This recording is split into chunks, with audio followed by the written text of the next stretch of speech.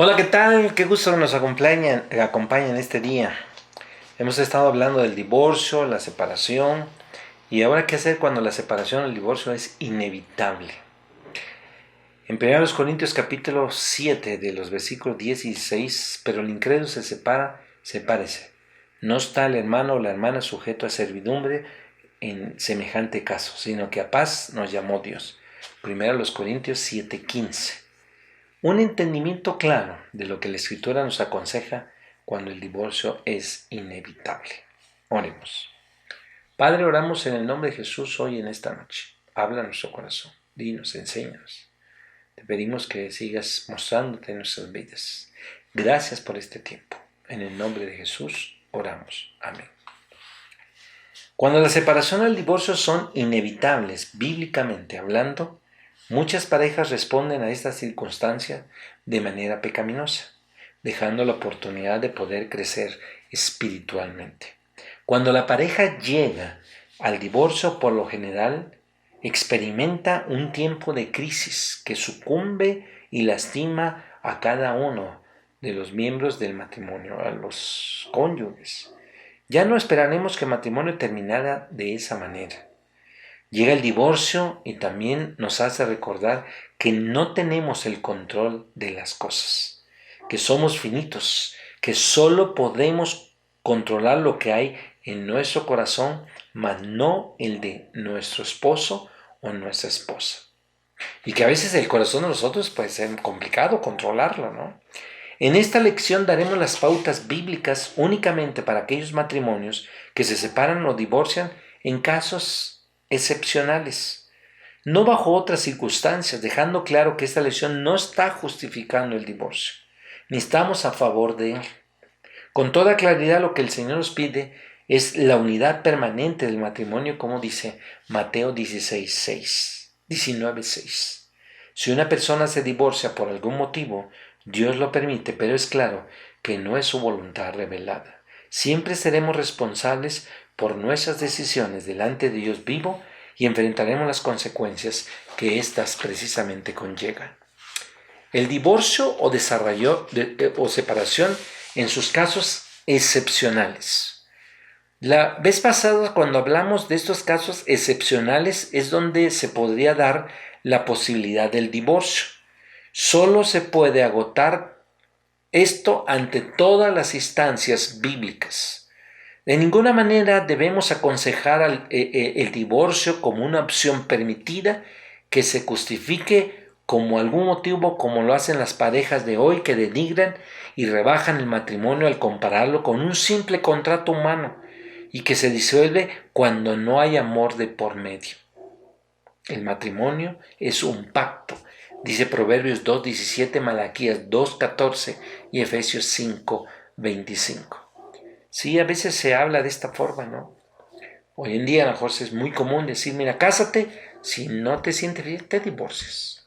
Yo recuerdo alguna vez un matrimonio en un lugar donde quería, yo era pastor oficiante de ese lugar, y decía, mire pastor, él no se quiere casar por el civil, solamente por la iglesia, porque está pensando que si esto no funciona, me va a dejar. Entonces hablé con él y le dije, mira, ¿cuándo se casan por el civil? Y dijo, se volteó a verle y dice, no, nos casaríamos después. Dije, no, tienen que casarse antes. Antes se casan para que ya cuando lleguen a la iglesia ya estén casados.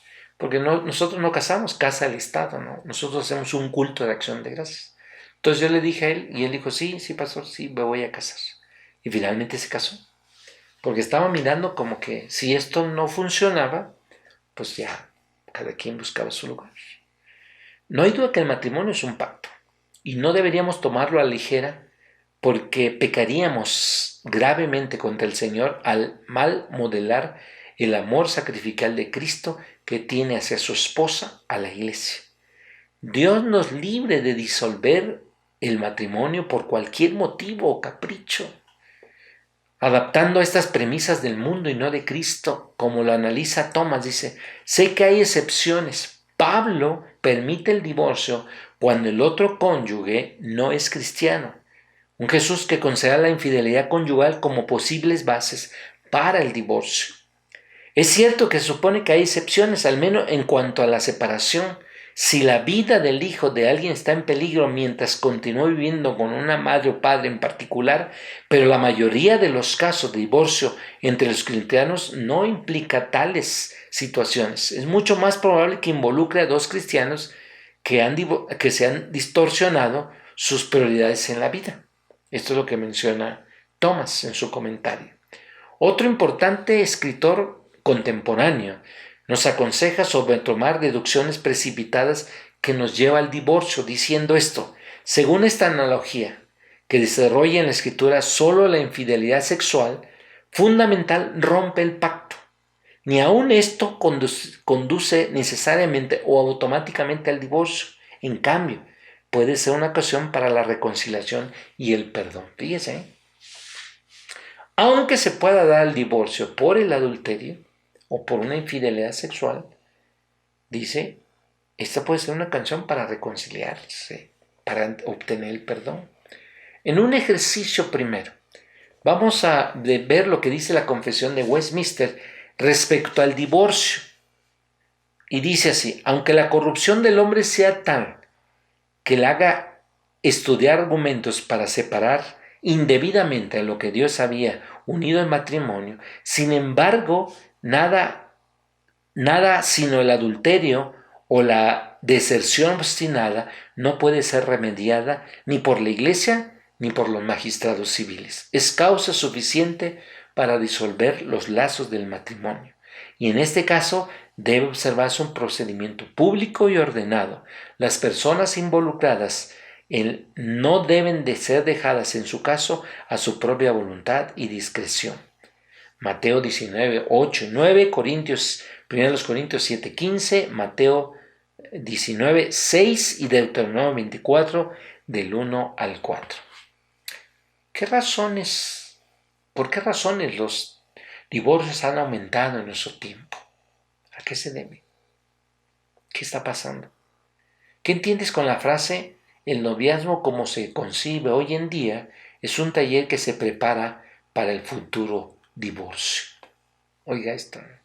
El noviazgo que se concibe hoy en día es un taller que prepara para el futuro divorcio. ¿Por qué razón las parejas de hoy no desean un compromiso de por vida? Se estuvo planteando hace algunos años, no tiene mucho, donde se hicieran convenios de matrimonio en la Ciudad de México por años. Vamos a hacer un contrato de 5 años, 3 años, 10 años. Si no funciona, pues cada quien toma su lugar. Si funciona, seguimos renovando el convenio de matrimonio. ¿Por qué razón el matrimonio es un pacto delante de Dios? ¿Qué hacer cuando el divorcio es inevitable? Lo más importante en cualquier circunstancia en nuestra reacción, porque ella va a revelar algunas creencias que hay en nuestro corazón y por ende en nuestra confianza y desconfianza en Dios. ¿En qué sentido? La pareja bien puede preguntarse cómo reaccionan o cómo vamos a reaccionar nosotros cuando el divorcio es inevitable. ¿Cómo? También, ¿qué dice mi corazón ante la separación o el divorcio? Recuerda que nuestras reacciones solo son únicamente es el fruto que tiene que ver con nuestro corazón. Y esta a la vez es la raíz de nuestro ser. Si reaccionamos equivocadamente de manera pecaminosa, traeremos malas consecuencias. Pero si respondemos de manera bíblica, vamos a glorificar a Dios, y otras personas que estén pasando por esta amarga experiencia serán bendecidas a través de nuestro testimonio. Algunas pautas bíblicas. En primer lugar, refugiarnos en el Señor para enfrentar el futuro. Cuando el divorcio es inevitable, lo primero que viene a la mente de la persona: ¿qué voy a hacer yo solo o sola? ¿Cómo voy a salir adelante de mi vida? ¿Qué va a pasar con mis hijos? ¿Quién sustentará mis necesidades? Esperaríamos expresiones como «ya todo se terminó» o «nunca más». Estas expresiones y preguntas dicen lo mucho que hay en esta relación con Dios. Como seres humanos es comprensible que nos cuestionemos y que mostremos desesperanza ante tal situación. De hecho, el salmista dice: Dios mío, ¿por qué me has desamparado? Pero no lo dice como reclamándole a Dios, sino un grito de angustia que lo lleva a encontrar el auxilio de Dios. Otro pasaje bíblico que experimenta el dolor antes del abandono de una esposa y demás calamidades fue Job, ahí en el capítulo 3. Y Dios le levantó del polvo. Pero ante lo inevitable del divorcio, tenemos la oportunidad de mostrar nuestra confianza en Dios. Podemos tener la absoluta certeza de la seguridad de que Dios está con nosotros y que nunca nos dejará y no nos desamparará, que Dios nos acompañará en nuestro sufrimiento y nos dará las fuerzas necesarias para hacer frente al futuro, por muy difícil que éste sea. El Salmo 27 del 1 al 3, el Salmo 23 del 1 al 6, Filipenses 4, 6, Filipenses 4, 19, Hebreos capítulo 13, 5 y 6. Dios quiere que nos refugiemos en su amor cuando nos sintamos abandonados y podamos decir: Dios es nuestro amparo y fortaleza, nuestro pronto auxilio en las tribulaciones. Y en segundo lugar, refugiarse en el Señor no es una nueva relación. Muchas parejas, ante su separación, lo primero que se les ocurre es casarse inmediatamente o de manera prematura. Esta decisión es una especie de reacción ante el dolor y las preocupaciones a las que se enfrentan las parejas que viven el divorcio. Pero sería un grave error pensar que una segunda relación cuando apenas se va saliendo de otra. Eso sería una decisión de escapismo que acabaría para traer más problemas a la nueva relación. Por ejemplo, si hay hijos de por medio, pensemos en los problemas de reajuste, en sus posibilidades, en sus complicaciones. Otras parejas reaccionan ante el divorcio con una nueva relación solo para sentir mal a su pareja o por venganza. Mandó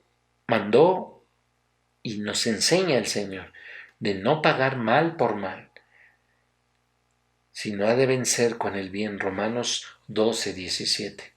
Si reaccionamos de manera pecaminosa ante el divorcio, no seremos bendición para nuestros hijos, para nuestra iglesia, ni estaremos glorificando a Dios. Y si pecamos, solo traeremos tristeza y amargura a nuestro corazón.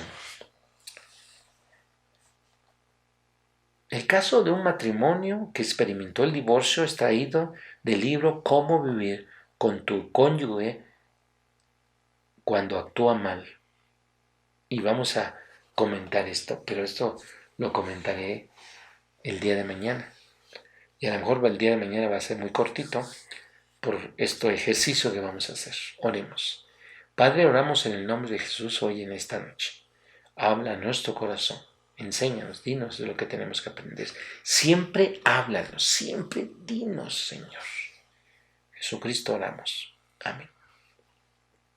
Gusto saludarte. Te veo el día de mañana. Hasta pronto. Bye.